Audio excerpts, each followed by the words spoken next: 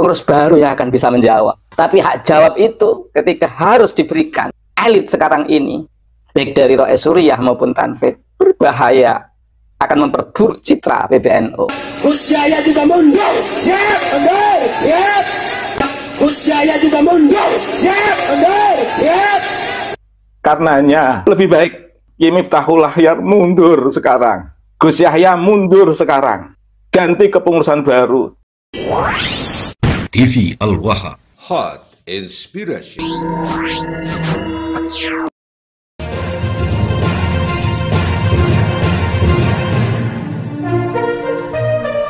Ada informasi terbaru terkait dengan PBNU, pengurus besar Nahdlatul Ulama, sekarang digoyang dengan adanya dugaan kasus korupsi terkait dengan kuota haji.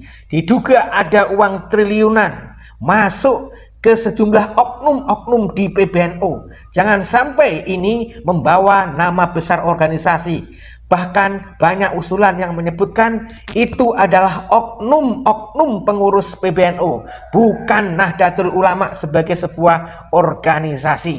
Tentu saja dengan adanya sejumlah oknum ketua PBNU yang dicekal, itu menandakan sudah merupakan tamparan keras bagi PBNU. Dari kondisi ini mengakibatkan muncul lagi sejumlah ulama yang turun gunung untuk meminta dengan sadar kepada Kiai Haji Miftahul Akhyar, kepada Gus Yahya agar turun dari jabatannya sebagai pengurus PBNU. Saudara-saudaraku yang dirahmati Allah, setidaknya ada 4 masalah yang sedang dihadapi oleh PBNU, merupakan gugatan dari warga Nahdlatul Ulama, terutama dari warga Nahdlatul Ulama kultural. Warga Nahdlatul Ulama kultural yang tinggal di kampung-kampung, di desa-desa, mereka mempersoalkan sikap dari PBNU yang pertama membela nasab palsu dari keturunan imigran Yaman yang menyebut dirinya Habib Ba'alwi yang mengaku-ngaku sebagai keturunan Rasulullah SAW. Itu viral beberapa tahun. Polemik nasab Ba'alwi menjadi perbincangan di berbagai platform media sosial. Yang kedua, persoalan yang disematkan kepada PBNU adalah PBNU telah menerima tentang konsesi pertambangan dan PBNU mengatasnamakan rakyat. Banyak yang mempertanyakan rakyat yang mana ini yang dimaksud, karena banyak warga rakyat yang tinggal di sekitar pertambangan hidupnya susah, miskin, dan tidak bisa menikmati dari dalam tanda petik kue segar hasil pertambangan. Mana masyarakat sekitar justru tambah miskin? Masyarakat yang mana? Persoalan yang ketiga, walaupun Gus Yahya sudah minta maaf, tetapi masyarakat masih kecewa karena Gus Yahya sudah mendatangkan akademisi Zionis yang mendukung Israel menjajah Palestina. Saudaraku, yang keempat yang sekarang lagi viral adalah PBNU diduga menerima aliran dana kuota haji. Nah, ini yang benar bilang PBNU atau oknum pengurus PBNU. Nah, tergantung nanti ketika diselidiki yang menerima apakah individu atau organisasi. Maka ini menimbulkan persoalan baru di tubuh PBNU. Saudara-saudaraku yang dirahmati Allah, sebelum kita lanjut, kita minta selalu kepada kalian keikhlasannya untuk menekan subscribe, like, dan tanda lonceng pada channel Demen Ngelencer ini. Channel ini adalah pengganti dari channel Tanda Kejadian yang sudah diklaim oleh Deddy Mulyadi sehingga harus dihapus. Saudaraku yang dirahmati Allah, dari 4 persoalan yang tadi sudah saya sampaikan yang membelit PBNU, ada satu persoalan terbaru yang sekarang viral di berbagai platform media sosial, yaitu dugaan korupsi yang dilakukan oleh oknum Kementerian Agama, yaitu diduga Gus Yakut, yang kemudian aliran dananya mengalir ke PBNU. Nah, ada usulan dari berbagai pihak, terutama dari akademisi dan juga seorang ulama. Misalnya adalah dari Dr. Ubaidillah Tamam yang menyebutkan bahwa Gus Yahya, Kiai Haji Miftahul Akhyar diharapkan dengan kesadaran sendiri untuk mundur dari PBNU. Karena apa? karena akan membersihkan nama PBNU. Kalau memang PBNU harus memberikan hak jawab itu jangan diberikan oleh Gus Yahya maupun Kiai Haji Miftahul Akhyar, tetapi harus diberikan kepada pengurus baru yang ditunjuk minimal untuk sementara sampai masalah tentang dugaan korupsi kuota haji ini tuntas untuk diselidiki, sehingga nanti berharap supaya masyarakat tidak menganggap organisasi yang tercemar, tetapi oknum-oknum PBNU lah yang tercemar dan bertanggung jawab atas dugaan dana korupsi tersebut. Maka Dr. Ubaidillah Tammam mengusulkan sekali lagi agar Gus Yahya dan Kiai Haji Miftahul Akhyar mundur. Iya, kepada yang kami hormati Kiai Haji Miftahul Akhyar dan juga Gus Yahya, sebaiknya panjenengan dengan kami tidak mengurangi rasa hormat kepada panjenengan, agar panjenengan dengan kerelaan, kesadaran mundur dari PBNU dan tunjuk pengurus yang baru. Nah, coba kita simak bagaimana ungkapan hati suasana kebatinan dari Dr. Ubaidillah Tammam berikut ini. Dugaan korupsi kuota haji, KPK telusuri aliran dana ke PBNU. Subhanallah. Sekarang konkretnya bagaimana? Apakah perlu hak jawab? Hak jawab perlu. Saya berharap kepada pengurus PBNU sebagai warga NU, warga biasa, orang kampung, umat manusia, baju ini harus tetap bersih. Apakah perlu hak jawab?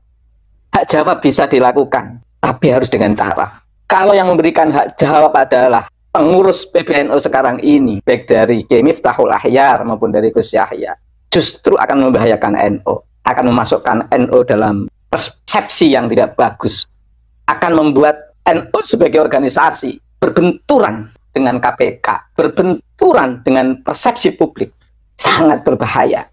Karenanya lebih baik Kiai Miftahul Akhyar mundur sekarang, Gus Yahya mundur sekarang, ganti kepengurusan baru, dan pengurus barulah yang akan memberikan hak jawab atas kondisi dan keadaan sekarang ini dengan masuknya KPK ke PBNU. Sehingga pengurus baru ini akan mengatakan ini adalah oknum, fenomena, keadaan, kejadian seperti ini adalah oknum, tidak ada hubungannya dengan PBNU. Pengurus baru yang akan bisa menjawab. Tapi hak jawab itu ketika harus diberikan elit sekarang ini, baik dari Rois Suriyah maupun Tanfid, berbahaya, akan memperburuk citra PBNU. Karenanya mohon ke Miftahul Akhyar, Gus Yahya turun, ke Miftah turun, Gus Yahya turun, ganti pengurus baru yang akan memberikan hak jawab. Jika tidak turun, bahkan ke Miftahul Akhyar, Gus Yahya akan memberikan hak jawab, membahayakan PBNU. Pengurus baru yang akan mengganti Kiai Miftah dan Gus Yahya yang akan memberikan jawaban untuk memastikan ini adalah oknum. Silahkan hasil dari pemeriksaan itu hak KPK, tapi proses pemeriksaan itu adalah proses pemeriksaan yang terkait dengan oknum, nggak ada hubungannya dengan PBNU. Yang bisa mengatakan ini adalah pengurus baru yang ditunjuk sebagai pengganti sementara Rois Suriyah, Kiai Miftahul Akhyar, pengganti sementara Tanfid, Gus Yahya. Entah pengganti sementara dalam konteks apa, ini akan diputuskan organisasi. Saya hanya memastikan ini untuk menjaga marwah PBNU. Terima kasih.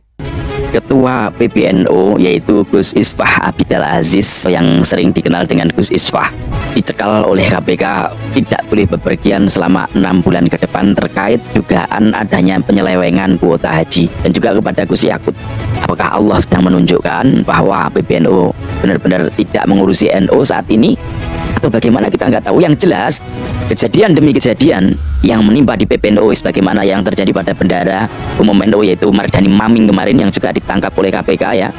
Ini terjadi lagi, ini penyidikan, walaupun masih penyidikan, tapi kalau sudah masuk penyidikan biasanya 99% ya tersangka. KPK tengah mengusut dugaan korupsi dalam penentuan dan pembagian kuota haji tambahan tahun 2023 sampai tahun 2024. Investigasi menyebut adanya aliran dana yang mengalir secara berjenjang dari agen travel, melalui perantara, hingga ke pejabat tinggi di Kementerian Agama. Menurut penjelasan PLT, Deputi Penindakan dan Eksekusi KPK, Asep Guntur Rahayu, agen travel yang mendapatkan kuota haji khusus tambahan diminta membayar fee per kuota. Besaran fee diperkirakan senilai $2.600 Amerika Serikat sampai 7.000 per unit kuota. Uang-uang ini tidak langsung diserahkan ke pejabat tinggi. Sebaliknya, mengalir melalui kerabat, staf ahli, atau staf khusus sebelum akhirnya sampai kepada level pimpinan di Kemenak. Kalau di kementerian, ujungnya menteri. Kalau di kedeputian, ujungnya deputi. Kalau di direktorat, ujungnya direktur. Asep Guntur Rahayu, KPK. KPK belum menyebut nama menteri secara spesifik yang dituding menerima aliran dana ini. Namun, skema aliran dana dan ujungnya menteri ini menunjukkan kemungkinan bahwa pejabat tertinggi ikut menikmati meskipun tidak menerima langsung. Dalam prosesnya, KPK sudah menyita beberapa aset, termasuk rumah dan kendaraan, sebagai bagian dari pemulihan aset. Kerugian negara diperkirakan lebih dari 1 triliun rupiah akibat praktek jual beli kuota haji khusus yang diduga melanggar UU pelaksanaan ibadah haji dan umrah. Kasus ini menimbulkan pertanyaan serius tentang transparansi dan akuntabilitas di birokrasi haji. Bila benar sampai ke level menteri, publik tentu menuntut bukti kuat dan proses hukum yang adil. Menarik untuk dipantau, siapakah sosok menteri yang dimaksud? KPK sekarang sedang menelusuri aliran dana korupsi tersebut yang nilainya diprediksi mencapai 1 triliun ke lembaga keagamaan termasuk PBNU dan lainnya. Atau KPK tidak mendiskreditkan ke salah satu organisasi saja seperti PBNU. Jangan ketawa-ketawa Pak, ini serius. Ini kita pakai duit umat nih. Orang puluhan tahun antri Pak. Kalau Bapak hambur-hamburkan itu kota, dosa kita Pak. Puluhan tahun orang antri Pak, reguler itu. Seperak, 2 perak, 10.000, 5.000 dikumpulkan, menabung untuk bisa berangkat. Ada kota kita tidak memberikan kepada mereka. Sebenarnya berapa kuota haji? Kita tahu Pak, setiap tahun ada 1%, 2% yang tidak terpakai. Bapak kemanakan kuota yang tidak terpakai itu? Kenapa tidak terpakai?